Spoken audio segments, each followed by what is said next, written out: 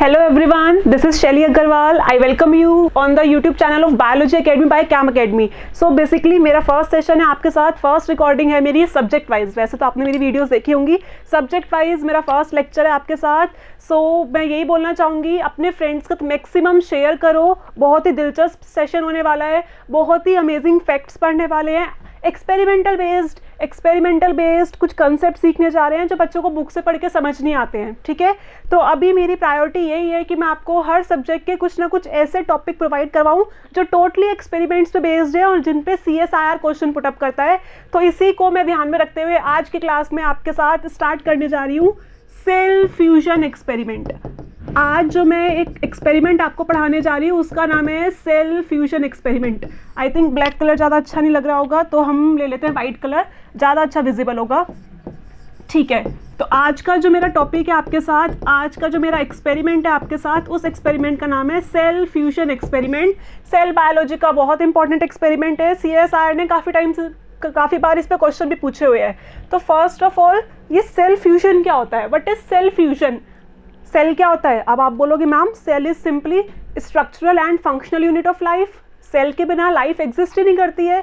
तो what is cell fusion? मैंने बोला ये एक सेल है और न्यूक्लियस के बिना तो कोई सेल होता ही नहीं है। यस और नो? यस और नो? तो ये देखो, मैंने एक सेल को दूसरे सेल के साथ फ्यूज कर दिया। अभी फ्यूजन कैसे होता है? अगर मैं इन दोनों की प्लाज्मा मेम्ब्रेन, बच्चे बोलेंगे मैम प्लाज्मा मेम्ब्रेन क्या होती है? तो सेल की आउटर मोस्ट बाउंड्री जो होती है वो प्लाज्मा मेम्ब्रेन होती है।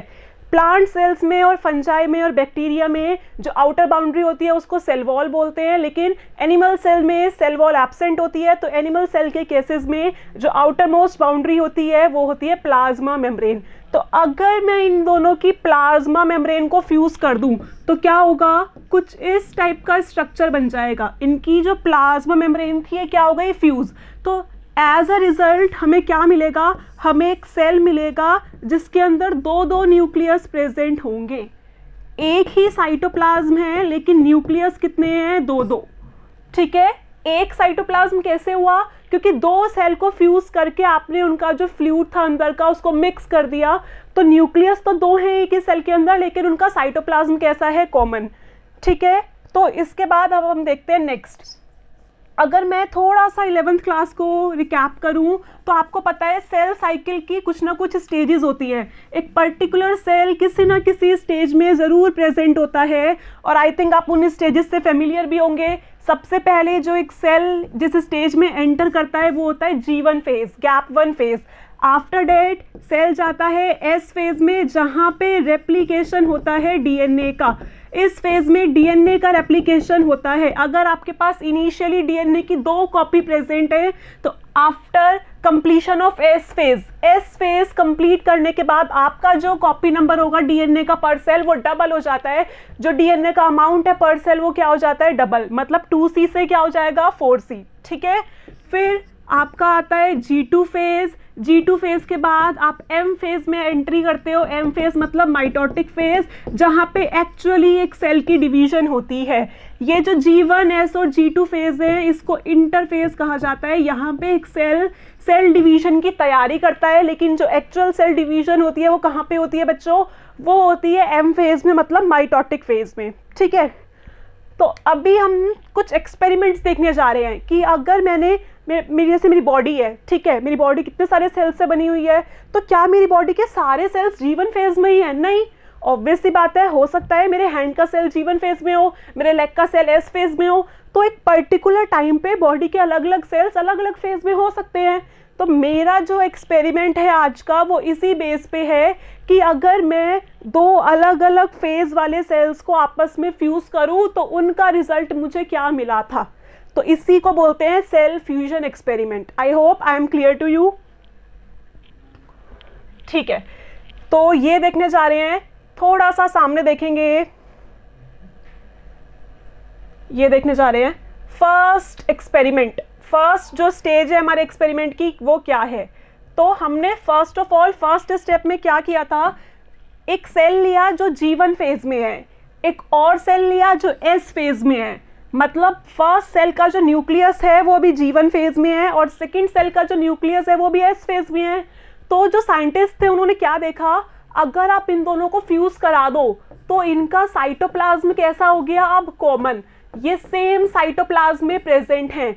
तो इसके साइटोप्लाज्म में पहले अलग प्रोटीन थे, एस फेज के साइटोप्लाज्म में अलग प्रोटीन थे। अब जब इनको आपस में क्या हुआ, एक दूसरे के साइटोप्लाज्म का एक्सपोजर मिला तो इनके न्यूक्लियस पे क्या इफेक्ट आया, तो ऐसा देखा गया एस फेज तो एस फेज में ही रहा, लेकिन जो हमारा कौन सा था न्यूक्लियस, जो हमारा G1 फेज का न्यूक्लियस था वो भी किस में एंटर कर गया, एस फेज में एंटर कर गया। दोबारा बताती हूँ मैं, ऐसा ऑब्जर्व हुआ कि G1 वाला एस फेज में एंट्री कर जाता है जब मैं उसको एस फेज के साइटोप्लाज्म के साथ मिक्स करती हूँ, लेकिन एस फेज वाला G1 में वापस नहीं जाता। ये हुआ मेरा फर्स्ट पॉइंट। तो इससे मैं क्या सीख सकती हूँ, इससे मैं ये सीख सकती हूँ कि सेल साइकिल हमेशा यूनिडायरेक्शनल चलती है, वो कभी भी बैकवर्ड स्टेप नहीं लेती। बैकवर्ड स्टेप मतलब मुझे पता है हमें सबसे पहले G1 फेज में जाना है, फिर S फेज में जाना है, फिर G2 फेज में जाना है, फिर M फेज में जाना है। तो G1 वाला तो S फेज में जा सकता है क्योंकि उसने अभी तक बेचारे ने रेप्लिकेशन ही नहीं किया, उसने रेप्लिकेशन की दुनिया ही नहीं देखी। तो जब उसको वो प्रोटीन्स मिले एस फेज के साइटोप्लाज्म से जो रेप्लिकेशन करवा सकते हैं, तो उसने बोला भाई मैं तो करूंगा रेप्लिकेशन, मैं क्यों पीछे रहूं, ठीक है।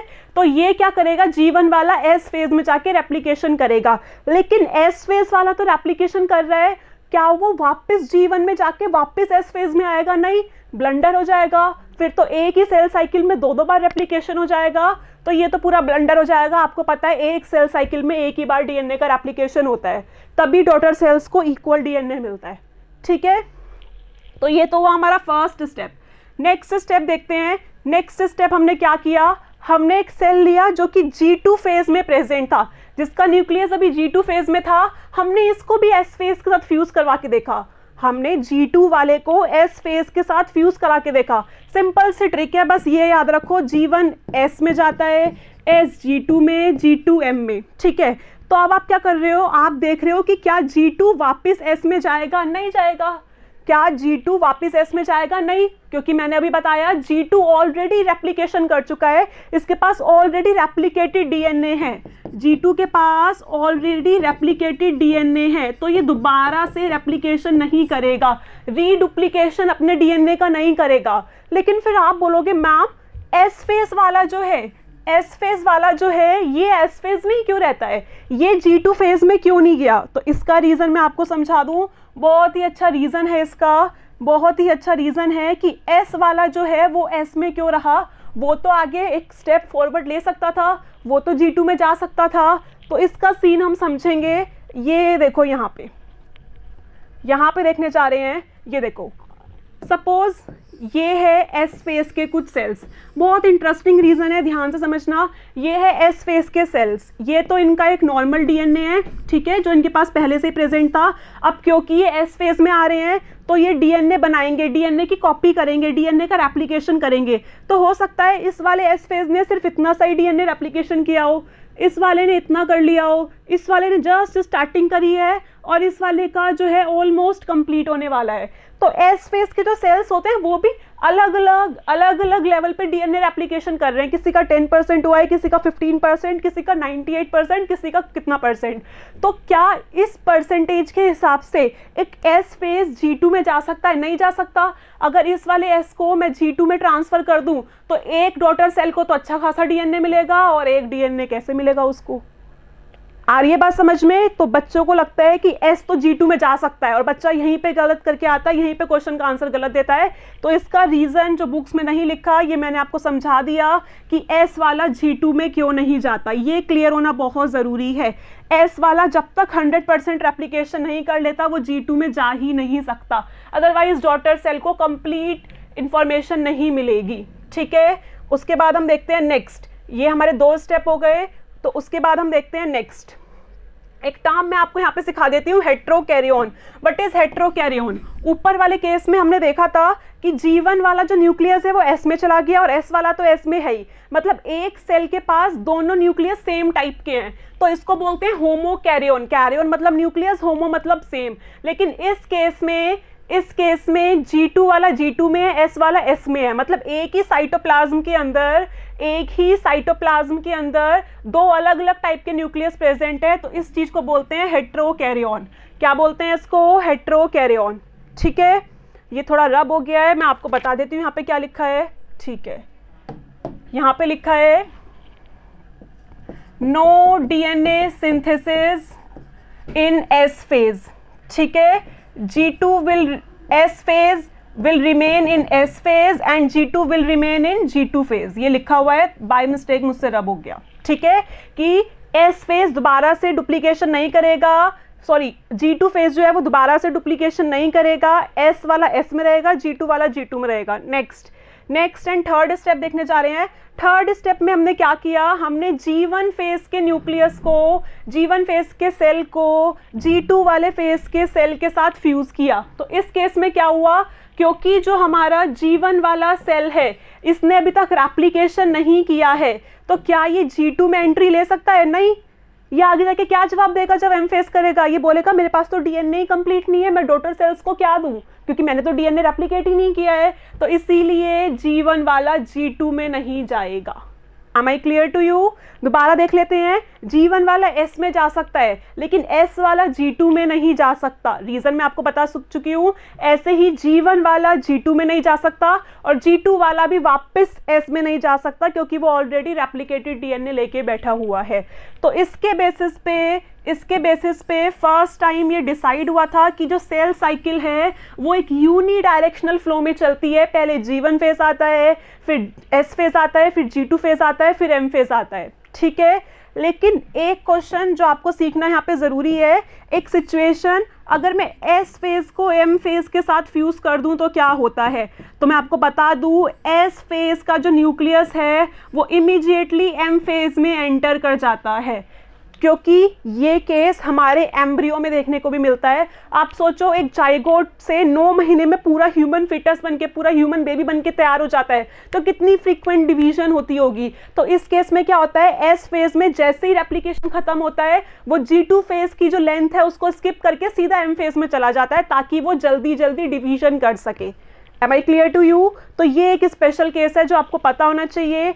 अब हम कुछ CSIR बेस्ड क्वेश्चन करने जा रहे हैं, ताकि आपको पता चल जाए कि मैंने जो आज पढ़ाया है, हमने जो आज सीखा है साथ में, क्या वो आपको समझ में आया है नहीं। तो कुछ क्वेश्चन हम देखने जा रहे हैं। फर्स्ट क्वेश्चन सारे CSIR के आए हुए क्वेश्चन है। क्वेश्चन नंबर फर्स्ट बोला हुआ है, आफ्टर फ्यूजन, ब्लैक कलर में चूज कर लेती हूँ, ये फ्यूजन है। After fusion of S phase and G2 phase cell, अभी तो बताया है मैंने आपको, S फेज को फ्यूज करना है, किसके साथ फ्यूज करना है बच्चों? G2 के साथ फ्यूज करना है। तो आपको पता है S S में ही रहेगा, G2 G2 में ही रहेगा, अभी तो सिखाया है मैंने आपको। तो देख लेते हैं, इसी के हिसाब से सॉल्यूशन भी लिखा हुआ है। S और G2 फेज को अगर फ्यूज करेंगे तो S वाला अपना रेप्लिकेशन करेगा आराम से, लेकिन G2 वाला कोई रेप्लिकेशन नहीं करेगा, वो G2 फेज में ही रहेगा। ठीक है, तो ऑप्शंस देखते हैं। CSIR ने क्या दिया था, बोला था both S phase and G2 phase cell nucleus was unable to undergo reduplication. गलत है, यस और नो? क्योंकि S फेज वाला तो क्या कर सकता है, डीएनए का डुप्लीकेशन कर सकता है, लेकिन G2 वाला नहीं कर सकता, और ये तो बोल रहा है कि दोनों में से कोई भी नहीं कर सकता, तो ये ऑप्शन गलत हो गया। बी ऑप्शन बोल रहा है S phase cell nuclei and G2 phase cell nucleus are undergo reduplication. गलत है, S फेज वाला तो डीएनए रेप्लिकेशन करेगा, लेकिन क्या G2 वाला वापस S फेज में जाके डुप्लीकेशन करेगा? नहीं करेगा।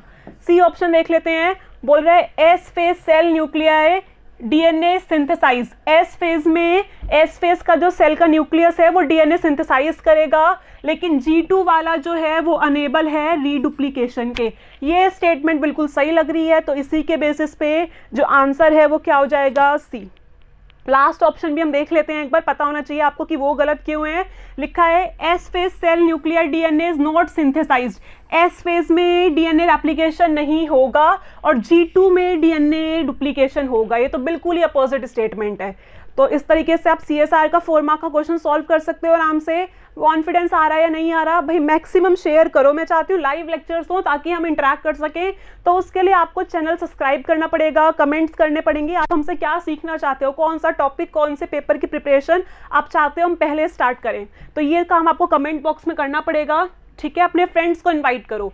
नेक्स्ट क्वेश्चन देखने जा रहे हैं CSIR का। बोला हुआ है following observation was made when a mammalian cell in one phase of cell cycle was fused with a cell in another phase of cell cycle. वही सेल फ्यूजन एक्सपेरिमेंट कि हमने सेल्स को अलग अलग फेजेस में क्या किया है, फ्यूज किया है। और कुछ ऑब्जर्वेशंस लिखी हुई है, देख लेते हैं क्या है वो ऑब्जर्वेशन। वो ऑब्जर्वेशन है fusion of a cell in G1 phase with S phase.